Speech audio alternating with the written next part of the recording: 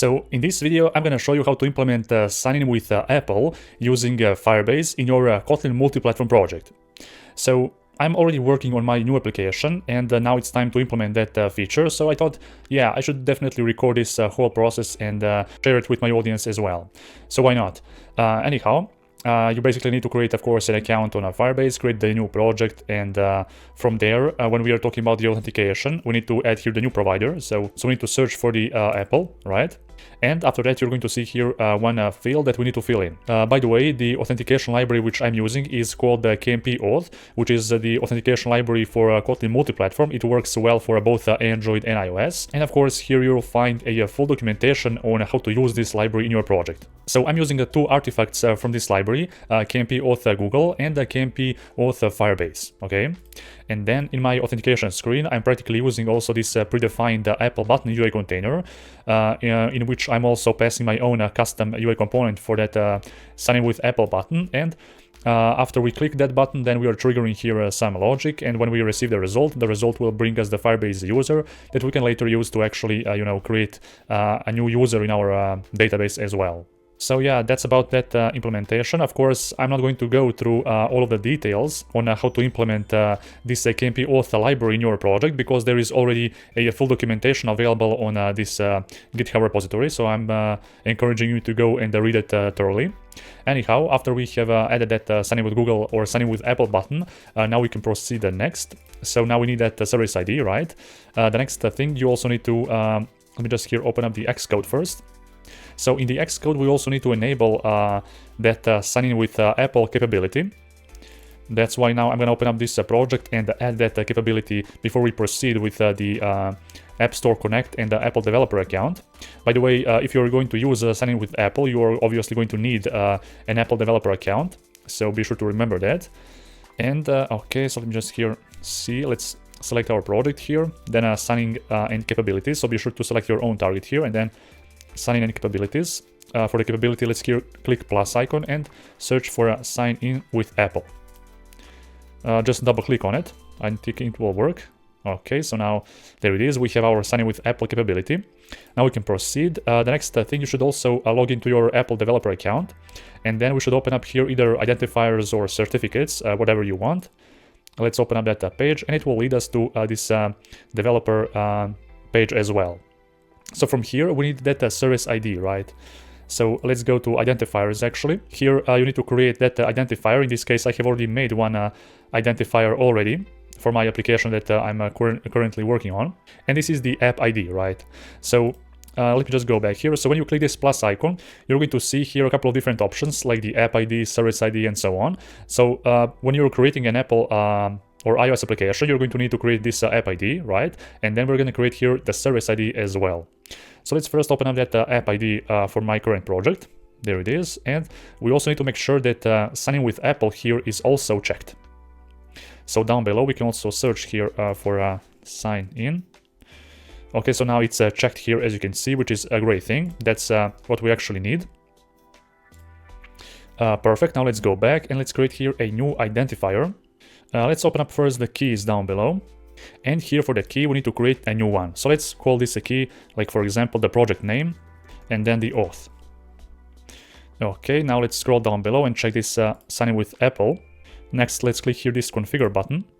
We can now choose our own bundle ID or app ID that we have previously created. So in this case, this is mine. All right, and now let's click save. Continue.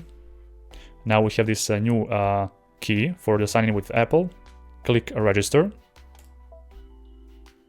And let's click download as well to download this file that we need to keep securely, right? So auth key .p8.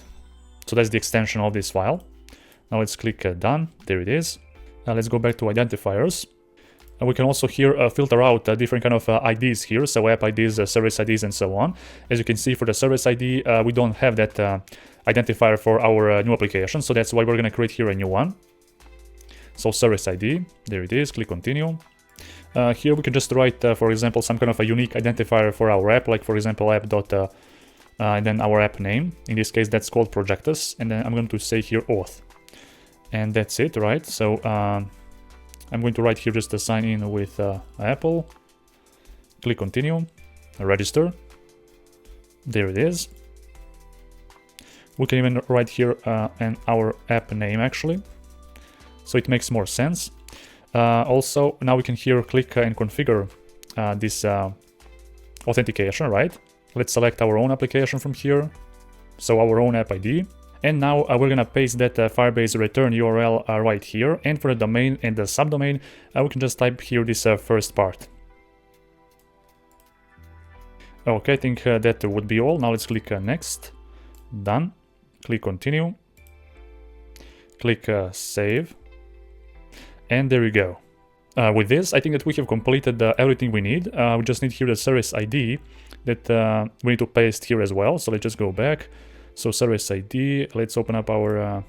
and here we're gonna copy this ID, this identifier for our service ID. And then let's go back, paste it here, and then click save.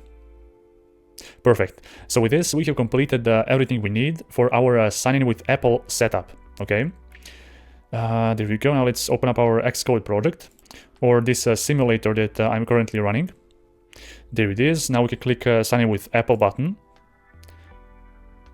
This simulator does not have any Apple account, so let's just here connect one. Perfect. Now we can go back to our app. Click sign in with Apple once again. And voila, now it works perfectly fine. So we can either select these options to hide our own email address. So when you are signing in with your Apple account, you also have an option to hide your email if you don't want to share it. And now let's click here, continue. Usually you wouldn't need to enter the password here, but this is the simulator, and I have been signed in with my account just a moment ago. So that's why probably I need to enter the password once again. But nevertheless, after we click sign in, everything here should work fine. Okay, let's go, and there it is. So now we have a new account here. As you can see, it says some kind of unique string ID, and then at privaterelay.appleid.com. So that's what kind of email you're going to see if your users are going to check that option to hide their own email address. But the most important thing here is that the signing with Apple actually works, and we have successfully configured everything we need. Now, as I already mentioned at the beginning of this video, I'm not going to show you how to implement this library itself. You can check CMP auth library documentation and figure that out.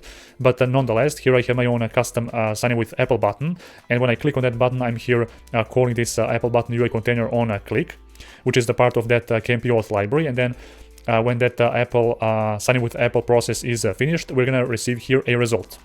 So there you go. That's how you can implement sign in with Apple in your Kotlin Multiplatform project for both Android and iOS. If you have any questions, feel free to comment down below, and also don't forget to leave a like to this video, but only if you find it helpful. Thank you for watching.